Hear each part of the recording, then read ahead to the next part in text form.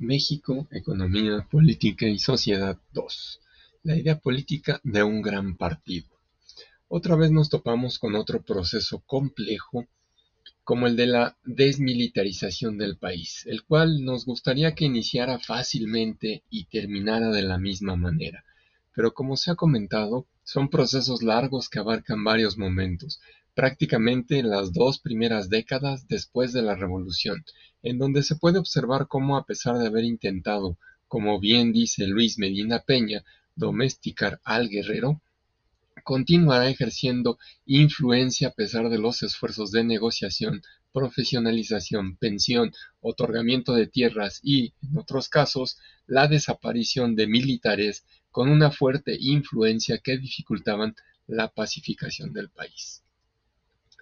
Bien menciona el autor que efectivamente se celebró una revolución cuando no había aún un partido consolidado con un proyecto o idea de nación, aunque bien podríamos decir que el partido antirreeleccionista iniciado por Francisco I. Madero y al que se dedicó a promover, al igual que su idea de democratizar a la nación durante todo 1909, con la intención de contender en las elecciones de 1910.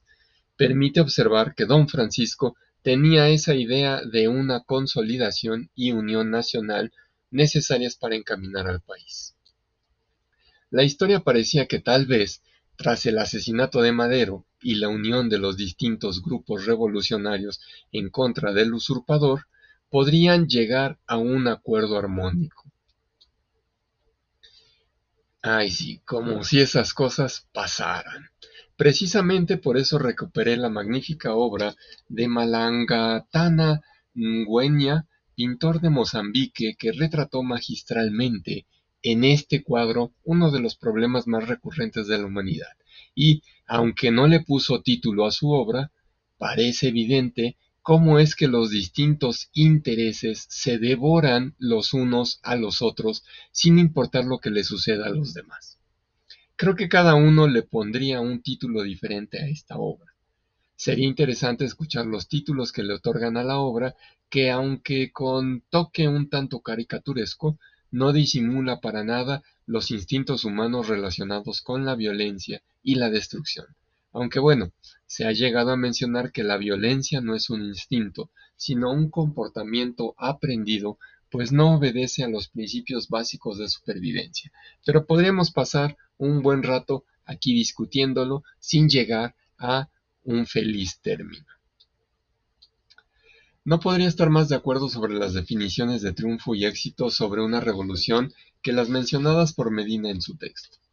Una revolución triunfa en el momento en que derrota militarmente al régimen que ha combatido, es decir, acaba la lucha cruenta o violenta, pero parece que sus resultados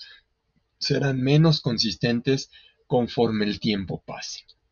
Mientras que por el otro lado, una revolución tiene éxito, cuando transmuta el poder revolucionario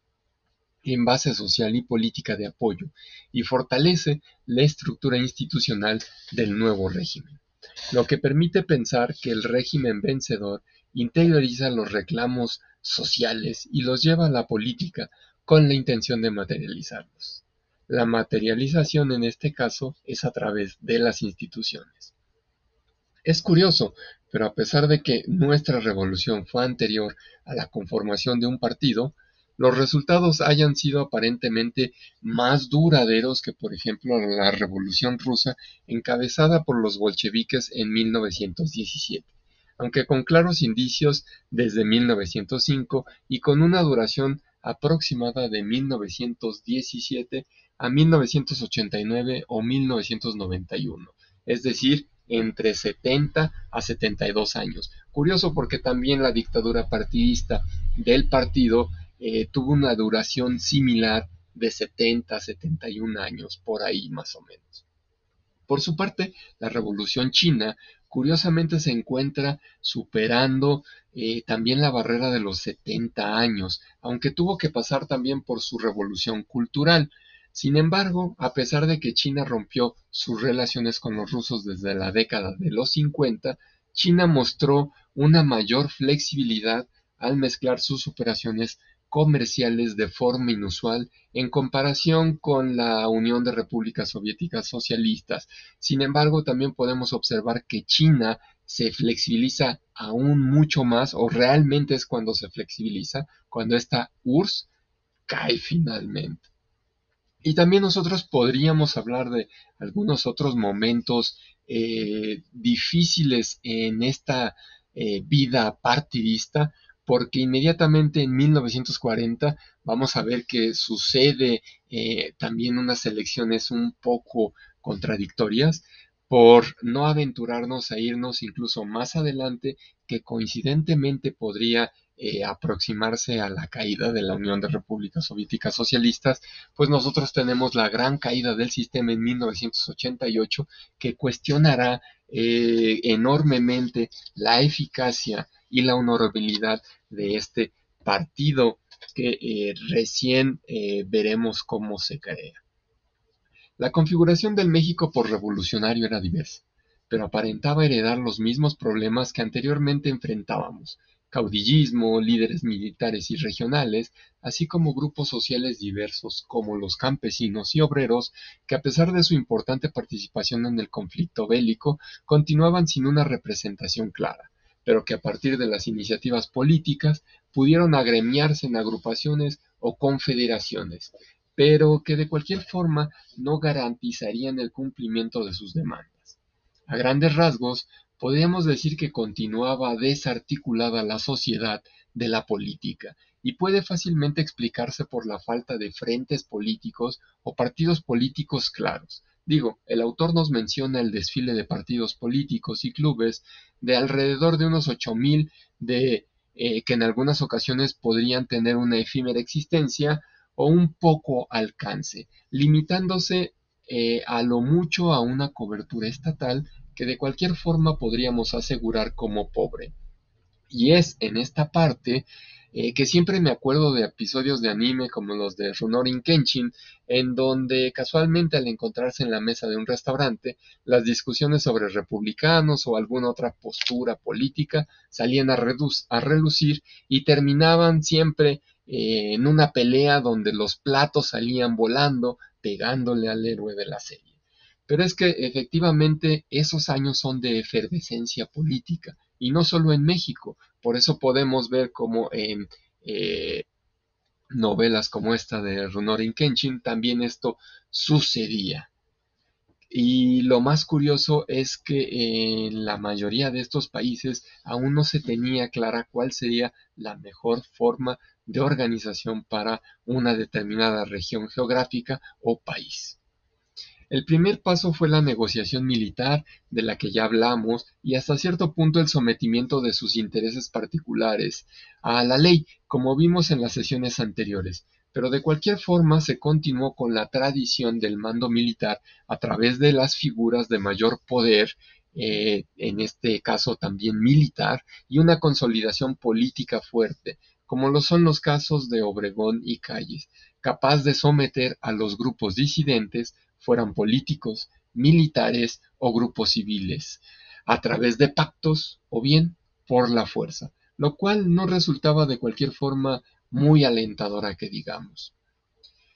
De cualquier forma, el grupo sonorense, inicialmente integrado por De la Huerta, Obregón y Calles, mostraba lo endeble del triángulo sonorense e hizo necesario que poco a poco los integrantes fueran desapareciendo de la jugada hasta quedar como líder absoluto Plutarco Elías Calles. Ambos líderes, tanto Obregón como Calles, se dieron cuenta de la importancia de la alineación política y militar, pero también hasta cierto punto de lo social, por lo que una vez disminuidas las asperezas con los dos primeros grupos de forma gradual, los grupos sociales también comenzaron a obtener relevancia en la fórmula, pero tendrá que ser abordado hasta el final de la discusión, pues la negociación con los políticos divididos para Obregón entre los conservadores, que hasta cierto punto fueron tachados como traicioneros o perdón, traidores de la revolución, y los liberales, que se encontraban dispersos y divididos en diversas corrientes, por lo que los invitaba a incorporarse en un gran partido liberal y revolucionario. Lamentablemente, él no podrá ver materializada esta o la realización de este partido. A grandes rasgos, los distintos actores podrían ser agrupados en dos grupos con una mayor o menor influencia: políticos, líderes regionales y militares alineados en las cámaras; obreros, campesinos y otros grupos en las agrupaciones gremiales como la CROM. Las cámaras, bajo la tradicional división de poderes, son ideales para presionar a la presidencia. De hecho, cuando las cámaras no se alinean al Ejecutivo, se dice que hay una condición de gobierno dividido, y que puede ser traducido como un síntoma de la democracia, pues la oposición se encuentra manifiesta y externa sus propios puntos de vista y defiende intereses que pueden resultar ajenos a la voluntad del Ejecutivo. Por su parte, las agrupaciones de trabajadores, sindicatos y partidos asociados irán ganando terreno conforme incrementan sus filas y el gobierno atraviese por diferentes momentos, como el conflicto cristero u otros levantamientos que puedan llegar a preocuparles, por lo que negociarán con estos grupos para evitar engrosar las filas de los sublevados, además de que más adelante darán lugar al fenómeno del corporativismo y adhesión a la futura dictadura partidista. Este último grupo también podría encontrarse dentro de algún partido como el Partido Laborista o el Partido Nacional Agrarista, que nos comenta ampliamente el autor. Cabe destacar que para este momento ningún partido contaba con la idea de un planteamiento nacional, sino simplemente el de atender a las necesidades inmediatas o intereses del sector y sus afiliados. Por ejemplo, en el caso del primer partido se trataba simplemente de obtener reformas en materia laboral, mientras que el segundo buscaba agilizar la reforma agraria. Por el lado de las cámaras, la condición del gobierno dividido tuvo que irse atenuando. La misma ley Calles es muestra del dominio que tras el primer año en el gobierno, el Ejecutivo demostró al implementar una ley que vino nuevamente a convulsionar a la estructura eclesiástica y a sus feligreses al buscar también alinear a los actores religiosos a incorporarse en un censo nacional y a regular la operación de las instalaciones eclesiásticas. Pero también es imprescindible acotar que a partir de la Constitución de 1917, los mecanismos para la integración de las cámaras favorecían los procesos democráticos al modificar los procesos de elección de indirectas típicas del porfiriato a procesos de elección directa. Entonces, ¿qué diferencia existe entre la elección directa e indirecta? Es una buena oportunidad para averiguarlo y comentarlo en el foro. Continuando con el caso de las cámaras y de los actores o líderes políticos, la negociación precisamente se caracterizó por buscar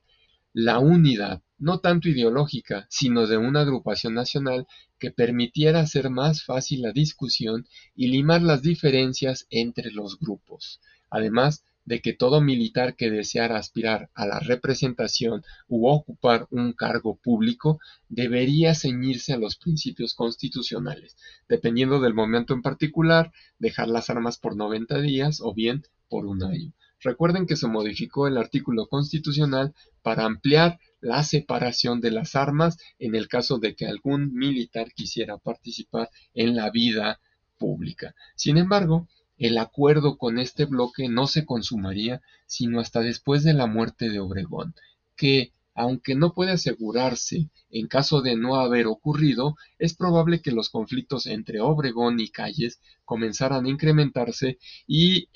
comprometiera la relativa estabilidad política lograda tras la gradual desmilitarización y enmarcando la actividad política en lo cívico. Cosa que finalmente cuajaría en el proyecto de la instauración del Partido Nacional Revolucionario. Aún así, la fórmula de pacificación quedaba incompleta, pues solo se había incorporado formalmente uno de los dos grandes elementos vistos en el partido, pero puede decirse que fue un buen paso, ya que con la estructura propuesta A pesar de permitir la autonomía regional, el partido y su comité siempre estaban atentos a los miembros con la facultad de elegir o rechazar candidatos para ocupar cargos públicos, lo que moderaría grandemente las reacciones de sus integrantes. Calles llegó a pensar que con el partido orientado o preocupado únicamente en este sector se podría mantener la paz del país, pero esto difícilmente garantizaría erradicar las movilizaciones que, en mayor medida, ahora serían de índole social y no tanto por la lucha del poder. Acertadamente, Cárdenas pudo finalmente romper con la influencia de Calles al acercarse a los actores sociales, principalmente encabezados por los obreros y los campesinos. Más adelante veremos cómo el siguiente mandatario incorporará a otros sectores que tradicionalmente no habían sido reconocidos o incluidos debido a que por su carácter menos reaccionario o por no estar involucrados directamente en actividades productivas, habían sido dejado de lado. Espero que con esta breve explicación podamos comprender un poco más las ideas de Luis Medina Peña vertidas a lo largo de este segundo capítulo de su libro. Espero de cualquier forma sus comentarios, preguntas y dudas a lo largo del foro. Espero les haya gustado la sesión. Hasta luego.